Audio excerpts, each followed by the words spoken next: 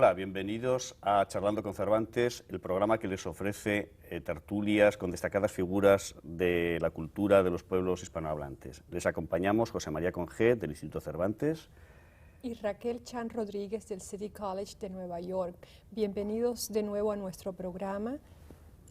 Hoy tenemos con nosotros a un distinguido escritor peruano, novelista, cuentista, autor de crónicas y recientemente su primera novela, Un mundo para Julios, ha sido traducida por Dick Gerdes bajo el prestigioso sello de la Universidad de Texas y la tenemos ahora disponible en inglés. Y precisamente quería comenzar esta conversación con Alfredo Bryce Echenique, el autor de Un mundo para Julios, conversando sobre esa primera novela y preguntándole por qué escogió el modelo biográfico para esa obra. Bueno, yo creo que es algo de lo cual no fui consciente en ese momento. Yo me acuerdo simplemente de que empecé escribiendo la novela en muy distintas formas. Al principio era un periodista que entrevistaba a la familia de un niño que ya había fallecido y les preguntaba a sus tías, a su madre, etcétera, y de repente dice: Julius nació cuando estaba muerto, ¿no? Y arrancó una novela que avanzó sola por proliferación de páginas, una escritura que fue generando su propia escritura, probablemente porque encontré mi estilo oral, conversacional. Me quité las amarras o la camisa de fuerza que me había impuesto un poco mi formación académica, me liberé de las falsas influencias. Había leído en esos meses los cuentos de Julio Cortázar y me había dado cuenta de que ese hombre escribía pésimamente mal, en realidad, y que yo podía hacerlo como él para lograr escribir pésimamente mal también a mi manera, ¿no? Esas son las grandes influencias, creo yo, aquellas que nos revelan algo que llevamos adentro y que no tratamos de imitar simplemente. Y bueno, pues fue una novela que fue creciendo. Yo creo que si un día no hubiese llegado las vacaciones veraniegas y mi esposa me hubiese dicho: oye, ya Alfredo, deja de escribir y vámonos de vacaciones, yo la seguiría escribiendo hasta ahora. Estaba muy cómodo escribiendo esa novela. El caso es que un poco antes de Un mundo para Julios ya habías publicado un libro que en tus memorias cuentas la historia pintoresca de cómo descubriste que lo habías publicado. Te enteraste porque lo viste en un escaparate, en una librería, ¿no? Exactamente. Huerto Cerrado, que es del 68, si no recuerdo mal. Eso significa que hace más de un cuarto de siglo que empezaste a publicar y que te sumaste entonces como el hermano pequeño por edad de lo que se llamaba por aquella época y todavía se llama el boom de la novela latinoamericana. A tantos años, a un cuarto de siglo de distancia, ¿cómo ves todo aquello del boom? ¿Cómo te sientes en relación con tu integración en el grupo? No, yo nunca me integré en ese grupo, por razón por la cual sigo siendo amigo de cada uno de ellos, porque nunca fui miembro del grupo. Ya. El boom, como todos sabemos, y como dijo el periodista y gran crítico español Rafael Conte, terminó como el Rosario de la Aurora, pésimo, a patadas, y el único que sigue siendo amigo de cada uno de ellos soy yo, porque no fui miembro del grupo. Yo nunca entraría a un club que me aceptase a mí como miembro, como decía Groucho Marx. Eran demasiado serios, demasiado importantes, demasiado grandes. Y yo no me sentí con derecho a entrar en la foto, ni por la edad, ni por la admiración que les tenía. Yo creo que todos individualmente fueron y se han sido buenos y generosos y me han enseñado algo. Y además porque realmente era un fenómeno que se debía a una serie de cosas que me eran totalmente ajenas en aquella época. América Latina estaba de moda, ¿no? En París sobre todo y en España y qué sé yo, porque la revolución cubana estaba de moda, el Che Guevara, hay que recordar aquellos años míticos de que todo el mundo llevaba una boina, ¿no? Sí. Y se creía ya con derecho a hacer la guerrilla en París.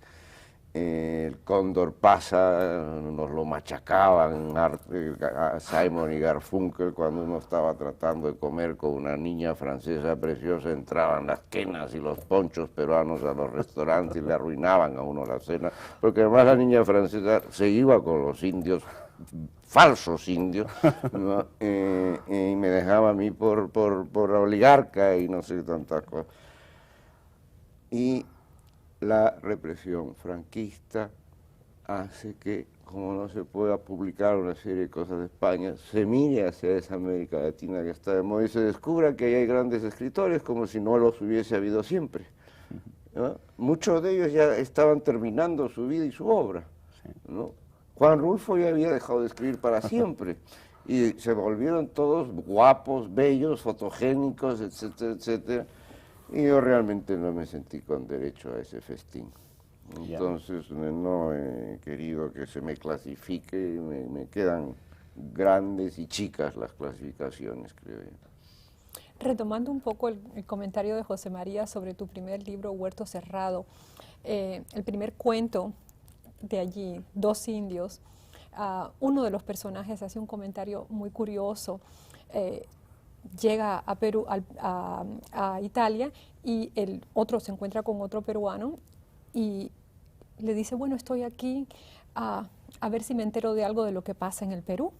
Entonces, mi pregunta está dirigida a eso. Tú has vivido fuera de Perú por una punta de años, para usar esa frase. Esa lejanía te ha dado otra percepción del Perú. ¿Cómo esa lejanía impacta en lo que escribes? Yo creo que es una buena pregunta que tiene dos respuestas, quiero decir una doble respuesta. La primera, creo que esa frase, pues ahí tienes, es profundamente autobiográfica, creo yo. Me empecé a enterar de cómo era el Perú cuando me fui a Europa. Yo había sido educado en un colegio británico, internado, alejado de Lima. Éramos 18 alumnos y 36 profesores al comienzo. Era la futura clase dirigente del Perú, nos educaron para ser presidentes, ministros, cualquier cosa. Éramos los niños más lindos de la ciudad, con unos uniformes rojos, como el dragón de San Jorge aquí matando, o San Jorge matando al dragón, una gorrita inglesa que decía Honor et Virtus en latín, ¿no? Y cuando llegábamos a la ciudad de Lima, la gente creía que había llegado una orquesta brasileña, ¿no? Porque realmente no correspondíamos a la realidad peruana para nada. Entonces yo, claro, el Perú lo empiezo a descubrir cuando me voy de esa familia, cuando me voy de ese grupo de amigos, cuando me voy de ese mundo. Empiezo a encontrar peruanos pues exilados, empiezo a encontrar peruanos de otras clases sociales, de otros grupos marginales, etc. Y me doy cuenta que yo también he sido marginal en mi Perú de cierta forma y que no lo he conocido. Y empiezo a descubrirlo allí. Esa sería la experiencia biográfica, la experiencia también biográfica cultural, digamos, es que por aquellos años, muy pronto después, o paralelamente a la publicación de Huerto Cerrado del 68, yo, con toda la rebelión y la revolución de mayo del 68, ingresé a la universidad como profesor, a la Universidad de Nanterre, donde precisamente se produce el movimiento que 22 de marzo que da en mayo del 68, y uno de los amigos que tuve fue Daniel Convendit, que era alumno de un íntimo amigo mío, Antonio Linares, un malagueño en sociología. Y pues allí me impuse, aunque los profesores me pedían que diera cursos de literatura, sobre todo yo me impuse dar cursos de muchas cosas que no fueran literatura. Entonces estudiaba, por ejemplo, la reforma agraria mexicana, estudiaba la revolución cubana, me imponía bibliografías inmensas para aprender enseñando. Entonces también culturalmente fui descubriendo América Latina y hasta ahora me ha quedado esa deformación profesional, digamos así, que ahora que ya no estoy en la academia, que ya no soy profesor universitario desde hace varios años. Hace poco vinieron un grupo de estudiosos peruanos a mi casa, a España, por unas conferencias. Yo vivo en Madrid y bueno, pues vinieron a tomar una copa en casa y les dio por mirar mi biblioteca y se dieron cuenta que estaba más al día que todos ellos en las que tenían todas las publicaciones del año 94 del Instituto de Estudios Peruanos, de todas las organizaciones no gubernamentales que publican textos, que en novela y literatura peruana estaba más al día que los propios autores, que habían leído incluso novelas que aún no habían terminado de escribir. Acabas de mencionar el famoso, mítico y ya pesadísimo 68, ¿no? Que tú viviste precisamente en Francia y que además ha sido motivo irónico y tratado de una forma muy distanciada en varios de tus libros. El Martín Romaña es central casi en buena parte de la novela y luego en tus memorias vuelves a retomar la época. ¿Qué fue el 68 para ti y qué relación tiene con tu literatura? Bueno, yo creo que en 68 fue algo que nadie entendió en aquel momento. Nadie logró decir nada preciso ni justo, porque nadie sabía lo que estaba pasando. Unas pocas frases justas que se ha dicho sobre el 68 es de Alain Touraine, que dijo: esto no tiene futuro, no tiene mañana, pero sí tiene futuro. Es la primera revolución que hizo caer a un presidente, a De Gaulle, nada menos que a don Charles de Gaulle, al que se hacía él una cierta idea de Francia, pero que también había dicho que Francia era un país muy difícil de gobernar, o imposible gobernar un país que tiene más de 367 quesos distintos, dijo de Gaulle, ¿no? Es muy difícil de gobernar. Y bueno, pues le salió imposible de gobernar a él, ¿no? Porque en mayo del 68 se lo tumbó. Sin embargo, fue la primera revolución que no tomó la Bolsa de París, tomó el Teatro del Odeón, gesto simbólico. Lo que esa gente estaba incomunicada. En una sociedad de abundancia, de consumo masivo, etcétera. Habían perdido el don de la amistad, el don de la palabra, prácticamente. Y fue una revolución, yo creo, psicológica. Fue un psicodrama en la calle. No hubo un muerto, no hubo un herido, no hubo nada. No, solo a mí me dieron un palazo en el culo espantoso un día por darme el adero y sacar a una norteamericana de una manifestación y esconderla en la iglesia de Saint-Sulpice. De eso me acuerdo claramente, porque aún creo que llevo el moretón. Pero en realidad fue un momento muy bello, muy intenso, pero curiosamente, como está arreglado el mundo burgués, llegó el verano y se acabó mayo del 68, porque es la primera revolución que se acabó por vacaciones. Y tú, hagamos un pequeño añadido a la pregunta. ¿Tú estarías de acuerdo en lo que dice, pensando en esa época, José Emilio Pacheco, una frase que a mí me parece estupenda? Dice: y ahora por fin todos nos hemos convertido en aquello que más detestábamos hace 20 años.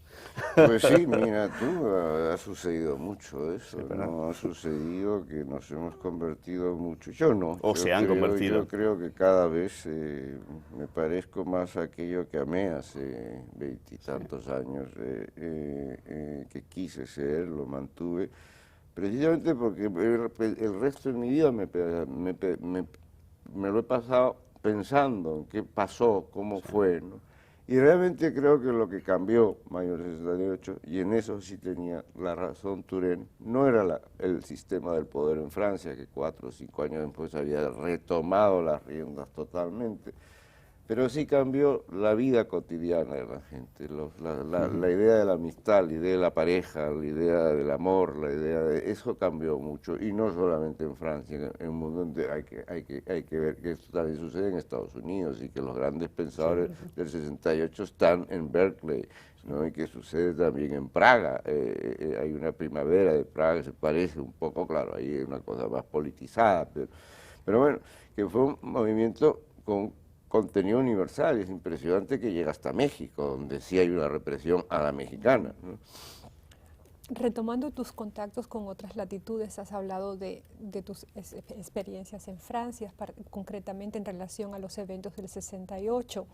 Crónicas Personales recoge tus experiencias en un viaje que hiciste por los Estados Unidos, y quisiera que nos hablaras de esas experiencias que recoges en tu libro, cómo te impactó ese viaje, qué fue lo que más te llamó la atención. ¿Recordaste a uno de tus amores de la infancia, Hemingway, en ese viaje?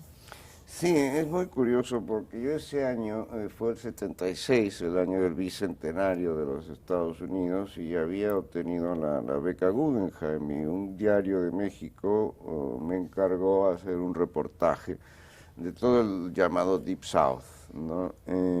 Por el cual anduve pues no de Easy Rider, sino de Difficult Rider, durante varios meses en unas motocicletas de las que me caía constantemente, a veces a pie, a veces en autostop, a veces en Greyhound buses, y realmente iba parando en cualquier lugar, fuera ciudad, fuera un pueblo, fuera una aldea, ¿no? Y caminaba por las ciudades y tomaba nota de todo, absolutamente de todo lo que veía, hasta de un afiche de una película, con un cuaderno minuciosamente llevado como de un reportero, un cronista muy exigente.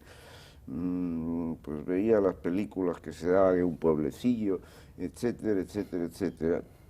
Y cuando vuelvo a París para redactar este texto y abro mi cuaderno, me doy cuenta que no me servía para nada todas esas notas, se habían enfriado profundamente.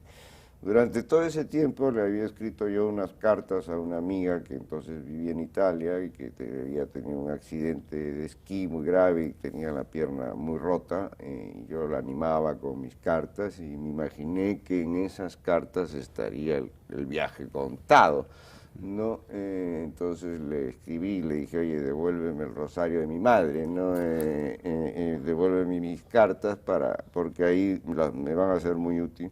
Le hablaba de Goethe, de literatura francesa, italiana, de todo lo que iba leyendo, pero entonces tampoco. O sea que de repente me senté y recreé el viaje, lo inventé de nuevo, me imaginé, por ejemplo, que era William Holden en Picnic, ¿no? Escapando de un pueblo, Kim Novak. con Kim Novak, Estaba y mal. que en realidad toda la influencia de mi vida del cine norteamericano, los mitos norteamericanos, Faulkner en sus pueblos, porque por muchos de ellos pasé y había estaciones de autobuses llenas de personajes de Faulkner, que era una delicia, ¿no?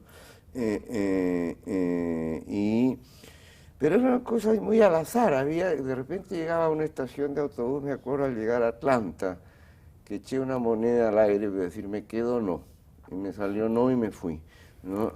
Fue un viaje hecho muy al azar, muy bonito, y yo lo que era, y eso es lo que me sirvió fundamentalmente para redactar ese texto, era un espía. Me di cuenta que yo me instalaba en hoteles detrás de unos señores que conversaban, por ejemplo, de una pareja que conversaba, de gente mayor, y los oía.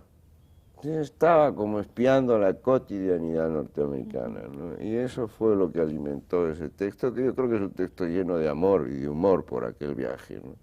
Además fue un viaje muy divertido, porque yo fui a México antes a hablar con los directivos de ese país, de ese periódico, y la estaba pasando también en México, que nunca empezaba el viaje, ¿no? Entonces Juan Rulfo un día me dijo, oiga, ya tiene usted que irse, ya es hora de que cumpla con su deber, ¿no? Usted está aquí de parranda con nosotros todos los días, y me acompañó a la agencia de aviones, de viajes, compré el billete de avión, y cuando salimos de la agencia me dijo, mire, yo en su lugar no iría, me muero de miedo, y me mandó. Pero lo recuerdo como un viaje muy bonito, incluso había sitios donde yo descubrí cosas muy lindas. Por ejemplo, mi padre, que era un anglosajón profundo, y yo siempre dije que un británico perdido en Indias, construyó una casa que la vi construida por todos lados en Virginia. Y en Bell Avenue, que es una de las más bonitas avenidas de esa zona de Nueva Inglaterra, yo me acerqué, así como espía nuevamente, a ver por la ventana, mirar la sala de una casa por la ventana, y vi que hasta los ceniceros eran iguales a los ceniceros de la casa de mi padre. Y mi pobre padre se había equivocado de país simplemente, que él debió, ahí sí hubiera sido feliz, comprendido, ¿no? En el Perú nunca fue ni feliz ni comprendido. Entonces fue un viaje que tuvo tener su lado de jornada sentimental, ¿no? De sentimental journey, ¿no? Que era muy bonito. Entonces yo iba redescubriendo muchas de estas cosas y así pues volvían las evocaciones de las películas a que me llevaba a ver mi padre, como Picnic o tantas otras, ¿no? Y nada, pues esas crónicas se publicaron primero en México, en el suplemento cultural del Sol de México, y después las reuní en un libro porque a un editor le gustaron mucho. Y hablan, sí, de ese sur, que a mí me llamó mucho la atención porque al terminar el viaje, que es en Nueva Orleans, donde no termino, ya tomo por primera vez, porque hasta entonces lo había hecho todo por tierra, tomo un avión a San Antonio y de San Antonio otro avión a Berkeley, donde tengo unos extraordinarios amigos norteamericanos de mis primerísimos años en París, que estudiaron conmigo en la Sorbona. Y me di cuenta del desconocimiento profundo que hay de una zona y otra de los Estados Unidos mutuamente, que luego lo vi en una película de Altman, me parece que se llamaba Nashville, no recuerdo si es de Robert Altman, no me equivoco, ¿no? Yo había estado en Nashville, la película contaba lo mismo, que llegan Julie Christie y que nadie sabe en Nashville quiénes son los genios estos de Hollywood. Y cuando yo estuve en California, mis amigos californianos presentaban a otros amigos diciendo, miren, es un peruano que además de todo ha estado en el sur. O sea, lo alejado que está una zona de Estados Unidos de otra zona. Has mencionado la palabra humor. Para quienes nos estén viendo, escuchando, es evidente que Alfredo Bryce Echenique es un hombre de extraordinario humor. Pero yo creo que en tu literatura, además de humor, hay algo que diferencia de otros escritores que empezaban entonces o que ya estaban consagrados, españoles y hispanoamericanos. No solamente hay humor, hay risa, que pocas veces, es decir, es un humor que produce risa, produce carcajadas. Y cosa que a mí no me había ocurrido quizá más que con algún episodio de Rayuela de Cortázar. Y a veces una carcajada asociada a aspectos enormemente patéticos y casi escatológicos, como la diarrea del pobre Sevilla, que mencionábamos antes cuando estábamos hablando, o a Romaña, que le pasa el problema exactamente contrario que a Sevilla, ¿no?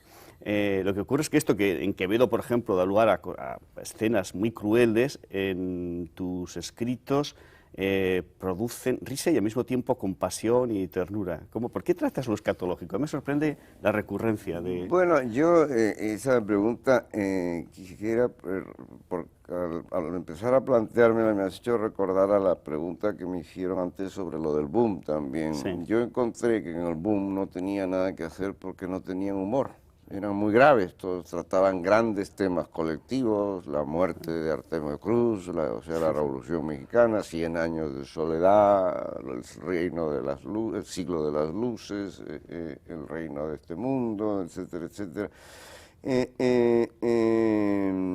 La ciudad de los perros, en fin, grandes novelas, pero donde a mí me faltaba, las encontraba muy graves, y como ellos además, ellos eran graves y pronunciaban cosas graves y decían verdades graves, etcétera, etcétera, yo me sentía muy acomplejado, ¿no? Y eso tal vez es lo que me distancia a gente. Puedo citar el caso de Luis Rafael Sánchez, por ejemplo, otro gran escritor puertorriqueño, lo cito porque lo leo, porque lo admiro y porque es mi amigo,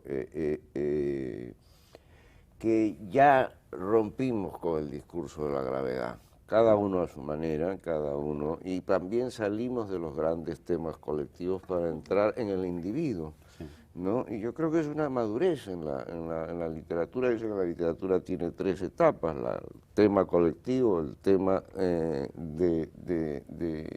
individuo y luego la pasión, o sea, ya Madame Bovary, ¿no? O que yo escribí una novela sobre la pasión, pero parece que me han adelantado un poco, que hay que esperar a que lleguemos a esa etapa. Pues hay otro que se llama Tantas veces Pedro, ¿no? Entonces, que en Francia está traducida precisamente como La Pasión según San Pedro Balbuena, se llama en francés esa novela. Yo realmente creo que mis novelas son tremendamente dramáticas y tristes, y que un día dije, ¿por qué se ríe tanto la gente? Pues debe ser porque yo he instalado el humor en el corazón de la tristeza, o como dijo algún crítico español, Bryce escribe con humor para que duela menos. porque las historias que estás contando son siempre muy tristes o muy dolorosas, escatológicas, de problemas. Pues estas cosas han venido a mi literatura por la naturalidad, porque yo creo que todo tema es bueno para la literatura, ¿no? Y que había que bajar a la taberna, había que entrar a la taberna, un poco como entró Shakespeare, ¿no? Que hablaba de puces y de vómitos y de esto, que los franceses se abstuvieron y destrozaron su idioma, destrozaron su literatura, destrozaron la grandeza de un Rabelais, que solo reaparece de tiempo en tiempo en un Céline o en un Proust, ¿no? Tenemos tiempo para una pregunta relativamente de breve respuesta. Claro, quiero mencionar que además del humor que José María ha subrayado en la obra de Alfredo Bryce Echenique, para mí hay un lenguaje que concita la intimidad, o sea, nos sentimos muy cómodos con ese lenguaje oral que sabes representar y reproducir también. Entonces, al respecto, quería hacerte una pregunta hacia el futuro. ¿Qué proyectos tienes? Si nos puedes adelantar. Bueno, el proyecto es seguir siempre escribiendo mientras es lo único que sirvo para, lo único que sé hacer y que me gusta hacer. Acabo de terminar una novela larga, muy larga, sobre Lima. Es una especie de retomar el mundo para Julius hasta su extravío y extinción final. Ahora, con Fujimori, acaba la novela. Ya Julius es un imbécil decrépito, paupérrimo, toda esa oligarquía destrozada, esos futuros. Tendremos que dejar a Julius aquí porque esto se ha acabado. Muchas gracias, Alfredo Bryce Echenique, por estar con nosotros, y ustedes recuerden que los libros no muerden. Así que no les pongan bozal. Espero que estén de nuevo con nosotros en el próximo programa. Hasta entonces.